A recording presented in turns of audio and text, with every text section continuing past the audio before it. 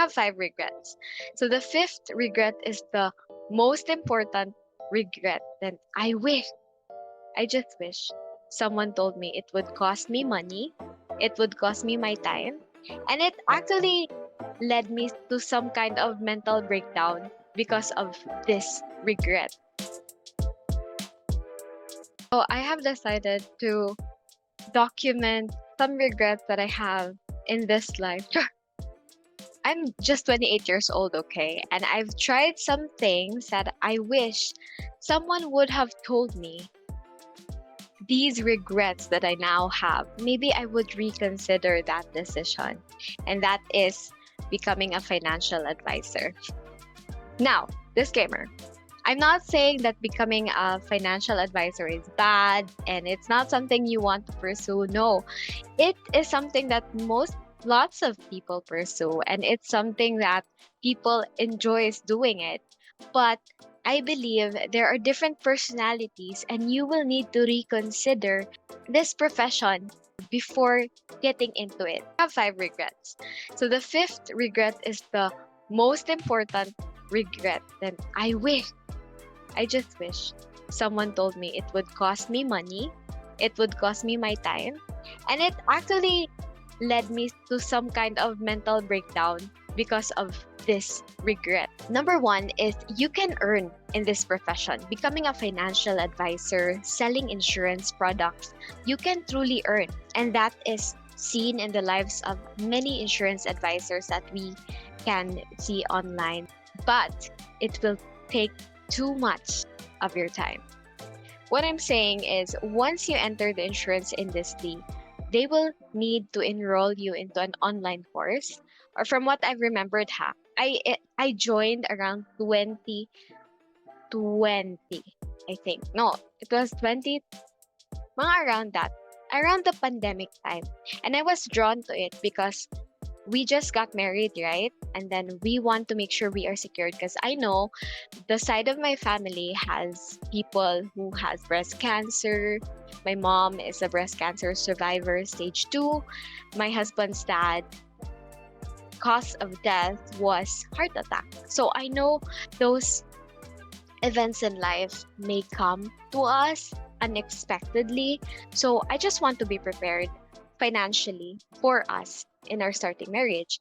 So that was in the pandemic time, and I was drawn to it because of the fact that I was told by my friends that when you become a financial advisor at this time, you can work from home because everything is online. So I was like, wow, everything is online. And I was working at the BPO industry at that time. Okay, so even though it's pandemic, we still go to work. We wear masks, we wear face shields, and if you're watching this many years from now, you cannot really imagine that time, but it was the time of our life. You'll start with an online course, and then you will need to study, because at the end of that online course, you will need to take an exam. In my case, when you're staying in the Visayas area, there's this exam held in Cebu. And I went to, I think it was Waterfront, and I went there just to take that exam. And to tell you honestly, it cost me money because I had to pay for like boat fare going there. It cost me my time because I had to study. So there were lots of sacrifices. And I was thinking at that time, it was all in because I'm gonna work from home. That was the goal. And then, so that's like, that's one realization. So I hope someone would have told me that it will take too much of my time. And if you're not really into it, if you're not dedicated to it, if it's not for your field, you might end up wasting time and money. But, that's life. You learn and you live. Number 2 realization is I wish someone would have told me that it's not really working from home. 100% honestly, it's not. Working from home, from how I think about it, is like you're able to earn money just looking at your computer. So when I thought that was possible with insurance, selling insurance, because everything was online back then. It was like pandemic, diba? They were changing their systems to online. You can sign insurance forms online. You can just have meetings online. So I was thinking, yeah, I can work from home. I can earn at home. No, it's not. Because first is you will need to meet people at least 2 or 3 times personally. And with that being said, you need to explain, you have to give them financial advice, you have to let them know that they really need insurance. And around third or fourth meeting, if you ever come to reach that point, most likely, hopefully, they will buy an insurance from you and you'll get your commission. Now, you will also need to pay for the snacks, pay for the coffee, pay for wherever you're gonna go, pay for the fare. So that's a given, right? Like, ooh, I did not expect this. Back then, I was working in the BPO industry. So I was thinking, after work, I'll just go to a cafe near our station or near our facility and then treat them coffee or treat them leonas or treat them bread that is social in a way or cake, McDo, Dunkin', those kind of things. But if you're working from BPO and you're like earning just enough, it will kind of take a chunk of budget from you. And I'm not, those are just like realizations that I kind of did realize when I was already there. Flip side is you can get to really talk to people, know about their life, get and build relationships. And that was something that I wanted to do because it's something that I really value is getting to know people and their stories and their struggles and how I can relate to them, how I can help them or something like that. I think that's human nature, right? That you want to have those friends that you can talk to about life. And that was my thinking that it's fine. I know it's gonna be worth it because one day they will truly need their insurance product or like they will truly use this insurance because there's no guarantee that everyone will be healthy when you're 40, 50, 60, right? So while you're still young, build it up. And usually my prospective clients at that time, usually they are within my age range or younger than me. So parang ate din. They see me as an ate or some kind of like that. Number 3 is you need to be in social media constantly. I know this is not applicable for everyone, but at that time, with the training that I'm getting, we are encouraged to post every day and to chat people, random people, 20 people every day. And honestly, that was one of my regrets again because of me doing that and I think I was not fully trained pa. And at the back of my mind, it's about selling insurance. There were friendship that was kind of preserved because we were friends in college or we were friends in high school. And then I just chatted them randomly one day and then, hey, kumusta ka na? What are you doing with your life? Hey, you want to buy this insurance product? That was so wrong. Not a good not a good way to start a conversation that you have not spoken with that person for like years, 5 to 10 years. Because anyway, I just wish I should have done better. I should have genuinely wanted to know how are they in their life and then maybe took time before I asked them that I'm actually selling insurance and I got this insurance recently and I believe people need this, especially our generation. Um yeah, so that happened. Actually, with my personality, it was kind of draining. Going through college and then working, you'll realize that your friends sometimes they will like just be there for a season and after that season you might not even meet them again. The good thing is there is social media, right? You can chat to them, you can talk about life and catch up. I love catching up, but like with my high school best friends, we catch up once or twice a year, honestly. Recently, I met my best friend since kindergarten, and we met there in Cebu. I was going through this um, convention with my husband and my mother in law, and I met with her after that. We just stayed in the hotel, pika about life. That kind of relationship is what works for me. So chatting every day, reaching out to people out of nowhere, it was draining for me. So yeah. If you have that good personality, of course, maybe insurance selling is for you, but surely after how many months I tried, it's not for me. Number 4 is quitting.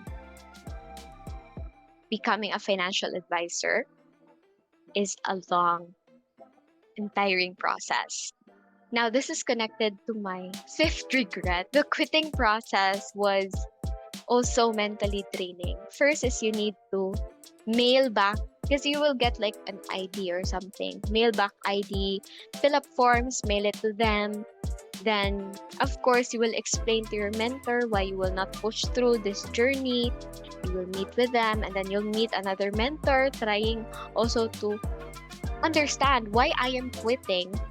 And I just had to because it's not aligned with what I want to do in this life. And I just had to explain. I understand insurance is important and people should have insurance in their life, especially in the Philippines. Because right now I'm working as a healthcare virtual assistant and I'm US based. So insurance is really important for people outside of the Philippines. It's like before you enter to a doctor's office, we check your insurance and everything before, check eligibility and benefits, those kind of things. And Philippines does not have that. I think so. So I know the beauty of getting an insurance, but I don't think I'm meant to sell it to people. I can refer my friends to my financial advisor who has been in the industry for so long and she's actually met lots of great people in this profession and she is great at what she does. The thing is it was not a match for me. Yeah, it was not a match for me. So let's go to the biggest and intense regret slash realization I got from entering in the insurance industry, selling as a financial advisor, is BIR.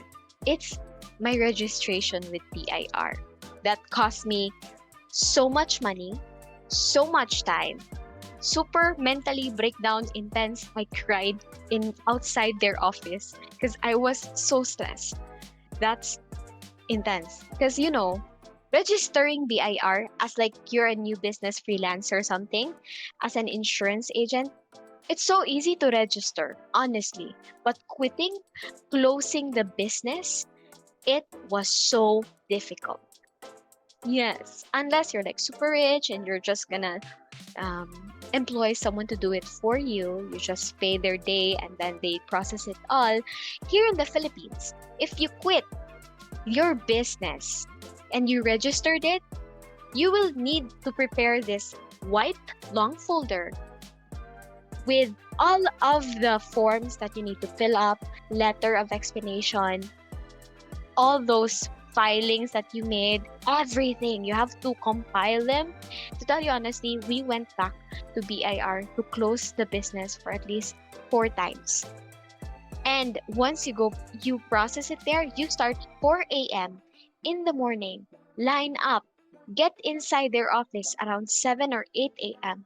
And then you get to finish around 3 p.m. or 6 p.m. worse. So that happens. It was so stressful for me and my husband. I am so blessed that I have a husband who is with me all throughout that process. He was the one driving me to that location. He was the one comforting me when I started to cry because I realized na, oh no, it's going to be hard. It's not easy.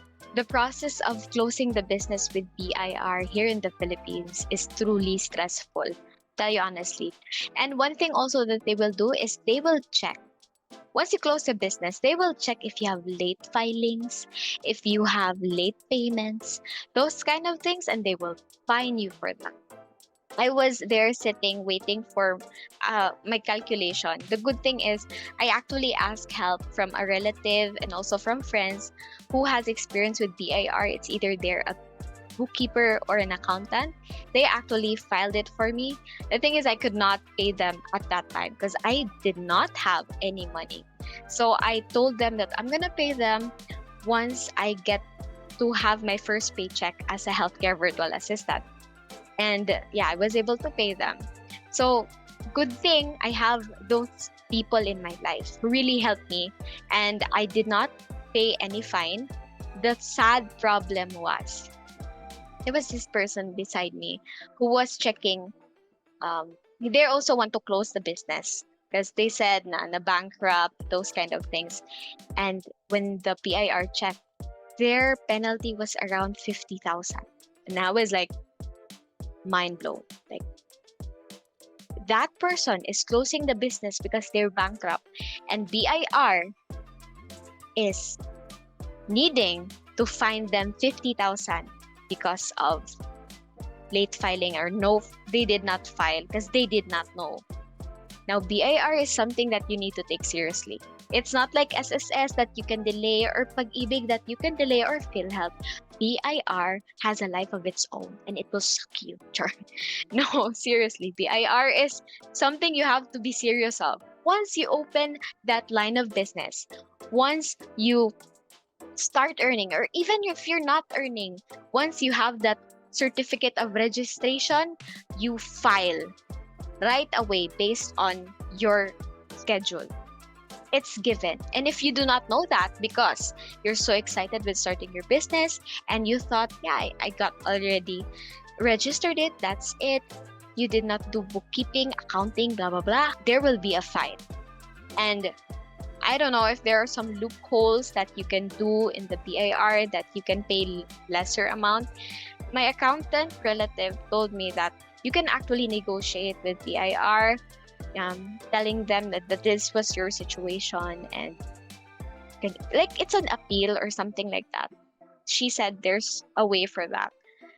So I saw that happen right before my eyes. So I was like super kulba. I was so super, what do you call kulba in English? I don't know. I was literally sweating, scared if I might have missed something. So the good thing was they told me I was cleared. Let me change that. I was not filing for closing of business anymore. I did try to close it, but it was so hard for me. And then I realized if you become a healthcare virtual assistant, you will need to file with PIR and file your own taxes. So instead of closing the business, I went into changing that into changing line of business. Instead of a business of insurance agent under my name, it became online freelancer under my name. So I'm actually working with the Purple Tribe with Hello Rage, and I'm already working there and still working there. It's my third year for my first client, going third year, and I'm going second year for my second client. So that really helped.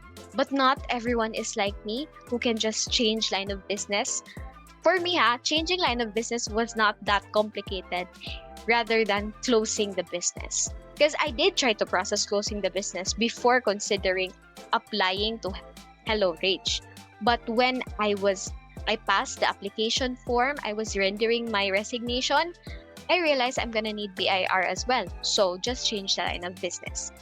And that happened. That's why when they check, they said, nah, everything is fine. You don't have any payments. You don't have anything to pay. So yeah, you can go process the COR na for online freelancer. And that was my story. It's adulting. That's harsh adulting life.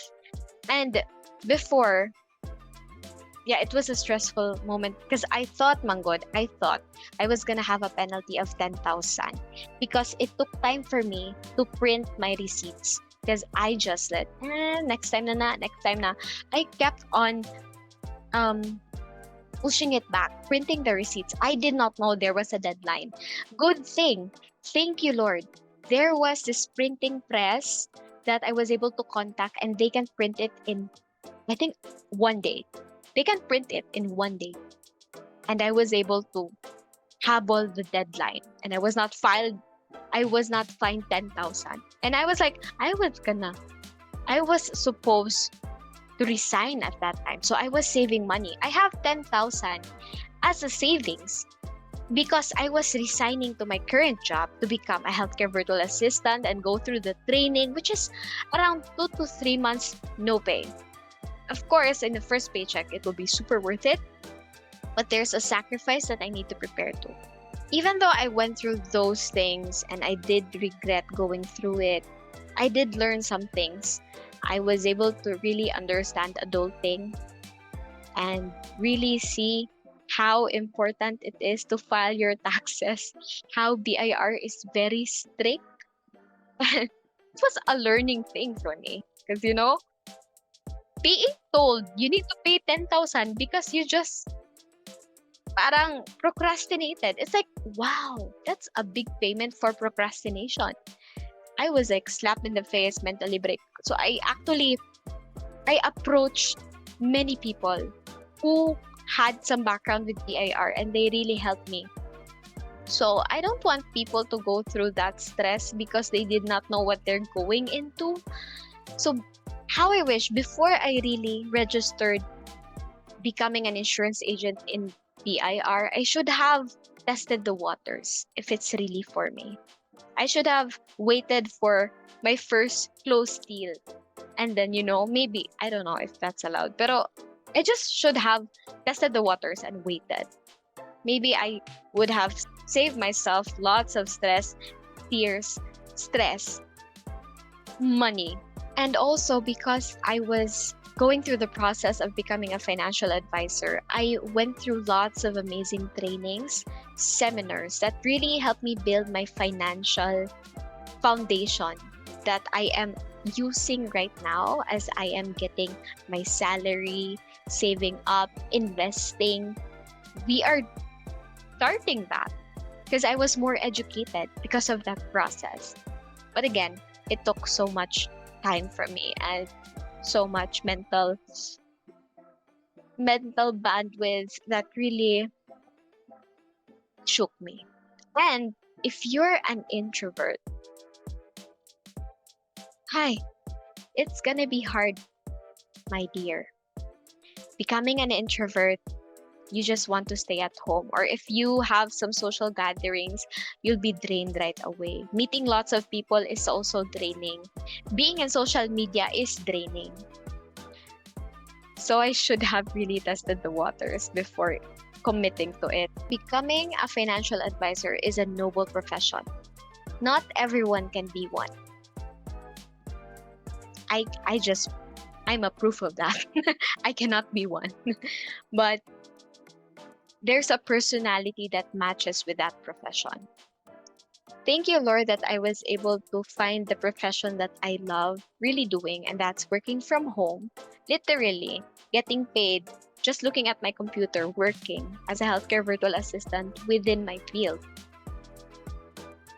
Next time, I would reconsider or consider if hearing the words working from home, but then you need to sell stuff, but then you need to have this pyramid thing that you need to recruit people, I would rethink. Really, I would pause, stop, not commit yet. Research. Should have done that. I had the wrong motivation.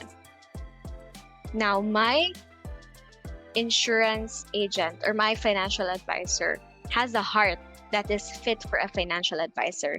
She really guided me with what product I should get with the goal and the budget that we have. She is also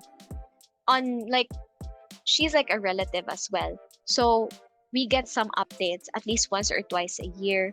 Of course, I am thinking of buying another policy. Right now, I am satisfied with the current insurance plan my husband and I have. I also have Sing Life, which is something that I recently discovered and I'm loving it.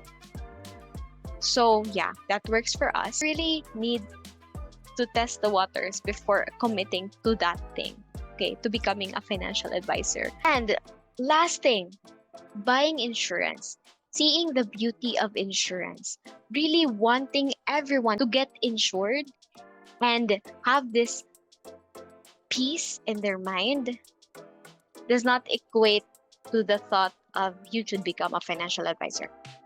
Yeah, sure. I really want people to have insurance. I want them to be insured because I know how life is unpredictable. So then, because of that, I will refer them to this amazing financial advisor. Now, you can be a amazing financial advisor. You can be that person. You can be that person who can sell insurance with a heart and with purpose. It's really for that field.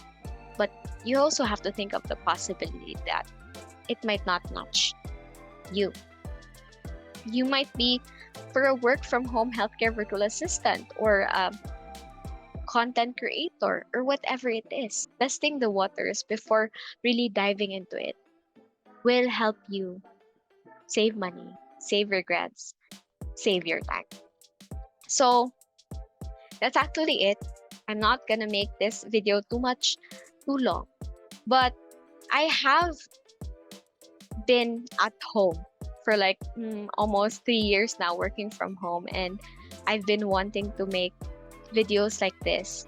So I hope this really helped you. I'm not even sure if this will reach people, but to my friend who is considering becoming an insurance agent or financial advisor, this is my documented advice for you. Now, if you don't want to listen to it, that's fine because you're like, we're friends, you know. But really, I hope someone have told me these regrets. Maybe I should have saved time, mental breakdowns, those kind of things. So, thank you for watching.